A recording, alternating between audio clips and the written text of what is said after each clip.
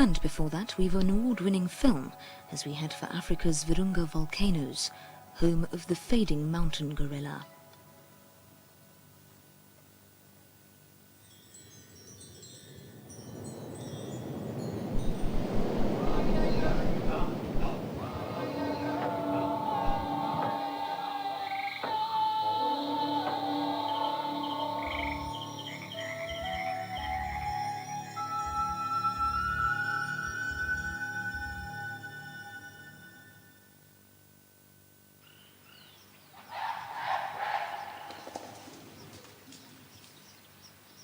There are less than 400 mountain gorillas left in the world. The mountain gorilla may become extinct within the same century as it was discovered.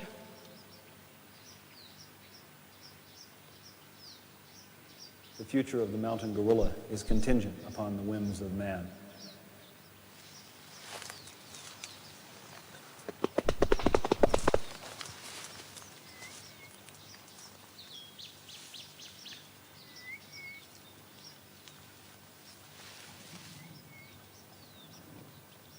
These animals are among our closest relatives.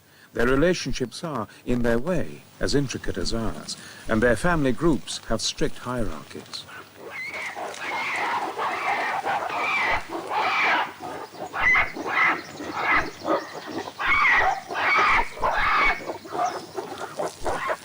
Their size, strength, intimidating chest beats and screams led to the King Kong image. This is unkind and undeserved, for gorillas are shy and gentle, and have no real enemies other than humans. Their bright eyes suggest great intelligence, and for the infants, play forms the main part of the daily routine.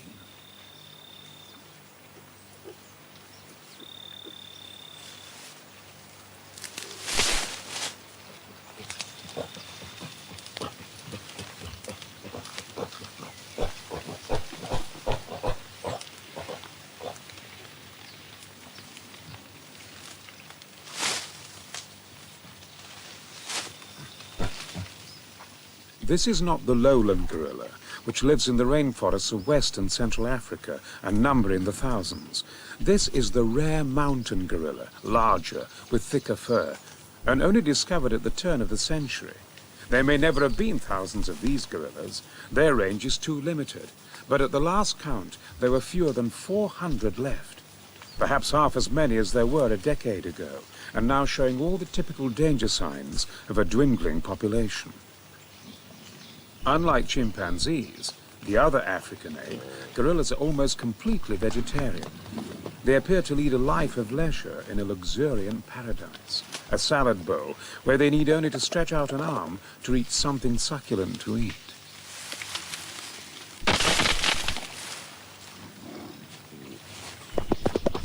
It's not only the infants at play. Adult males indulge in play fights, an important social activity that may help to establish an individual's standing in the group.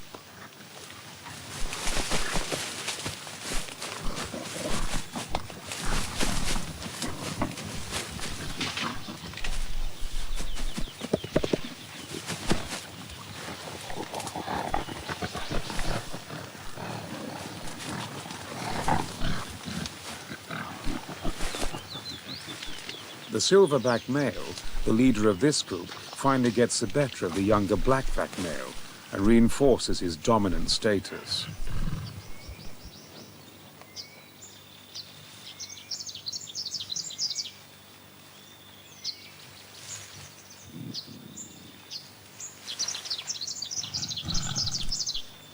Encounters with other animals are infrequent. A chameleon, one of only 2 reptiles found here, elicits rather more than just passing curiosity.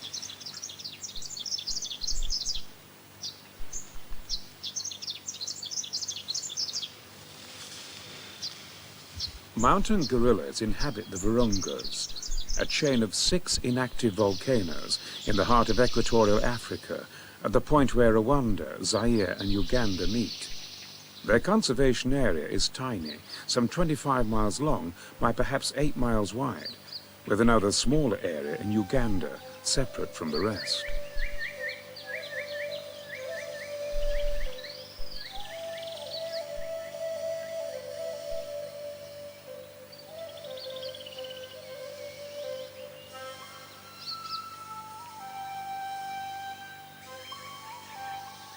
The gorillas range through beautiful montane forest, bamboo, and alpine meadows up to 13,000 feet, areas that provide a huge variety of food plants.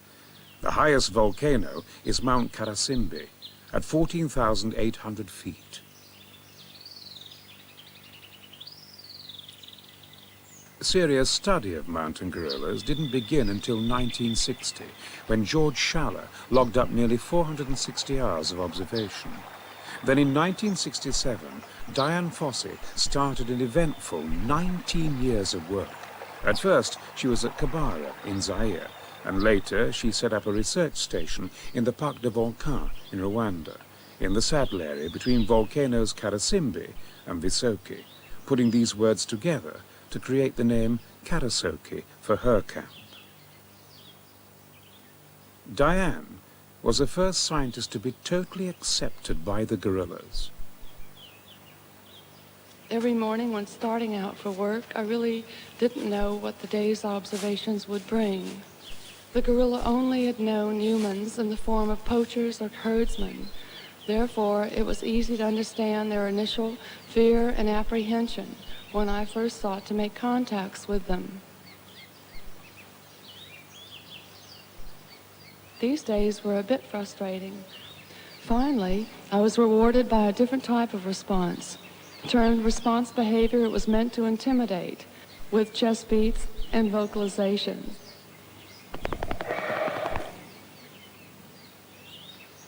Slowly, over the years, all the animals of Group 4 were approaching very closely, simply because of their own initiative and the sense of curiosity.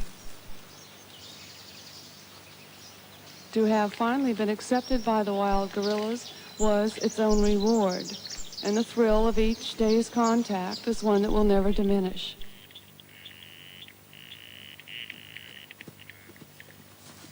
It was a young male gorilla she called Peanuts, who one day had enough confidence to reach out and touch her outstretched hand. An incredible moment. The first ever peaceable contact with a wild gorilla, and an experience Diane never forgot. At Karasoke, she had to come to terms with solitude in rugged surroundings, sharing the trees and meadows with the animals that freely wandered around her camp.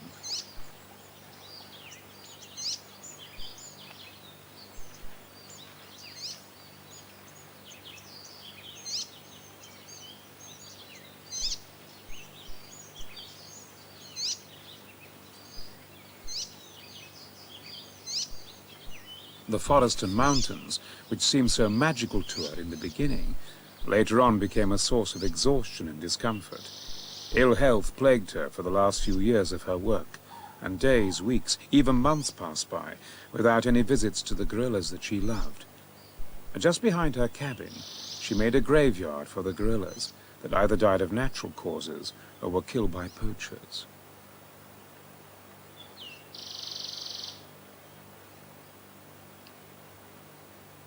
As she came to know the gorillas, she named them all individually.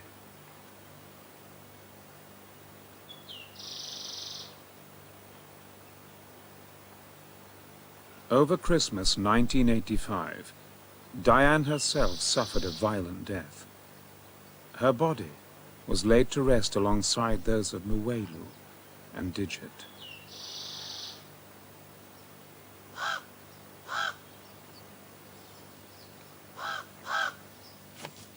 Following Diane's death, the Rwandese men who worked with her did not give up. They continued all the hard work of tracking the guerrillas, manning the anti-poaching patrols, and running the camp.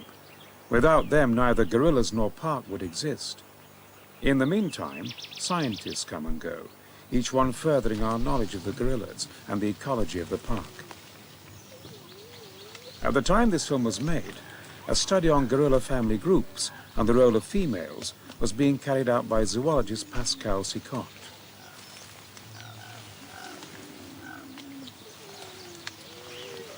This is one of my study group. It is unusually large. It contains 25 individuals. In this group, you have 2 silverbacks. You have also several females with their offsprings. And these offsprings are going to stay in the group until they reach sexual maturity. after which they're expected to leave. Leaving the group could perhaps be nature's way of mixing individuals and helps to prevent inbreeding. But until they do leave, the young males and females enjoy a mainly peaceful existence, with very close, often tender relationships with their parents and other members of the group, spending their time during rest periods in play and grooming each other.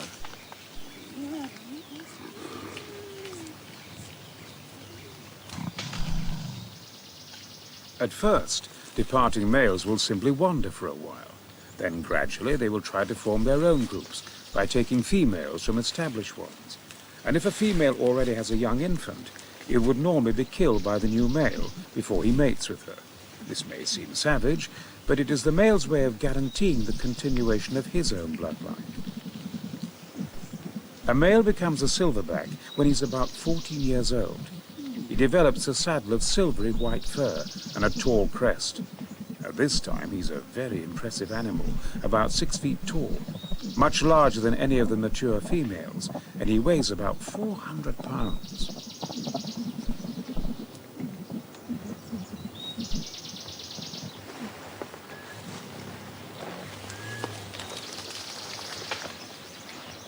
Gorillas feed on more than 50 kinds of plant. They usually go for the leaves, shoots and stems, often stripping off the outer layer to reach the pith. But they also eat fruits, bark, roots and even dirt, sometimes combining some of these together to make a sort of mixed salad.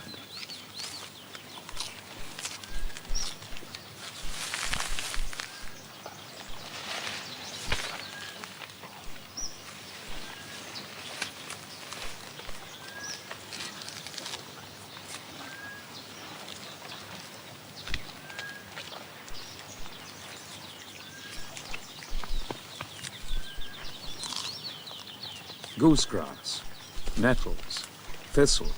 To a human, many of their food items are bitter or astringent.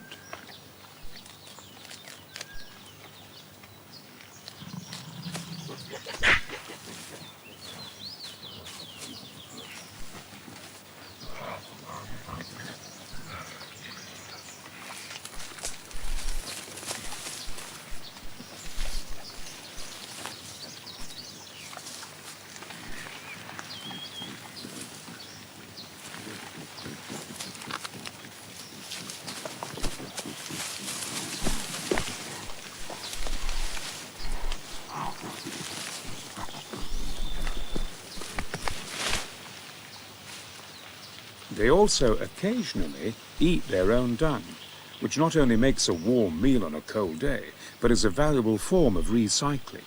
And one further source of food is devoured with gusto.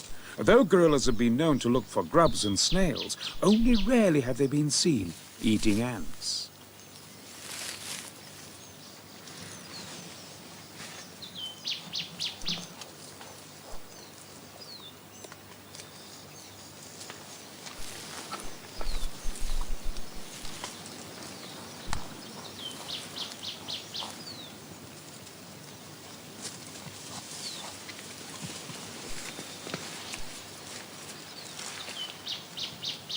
Safari ants bite painfully, and it's only a matter of time before some at least find their way through the thick fur to the skin.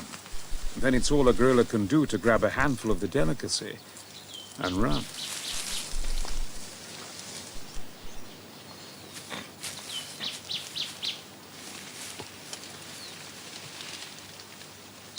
The gorillas range throughout the volcanoes, and it is part of the research at Karasoke to make daily checks on the whereabouts and welfare of 3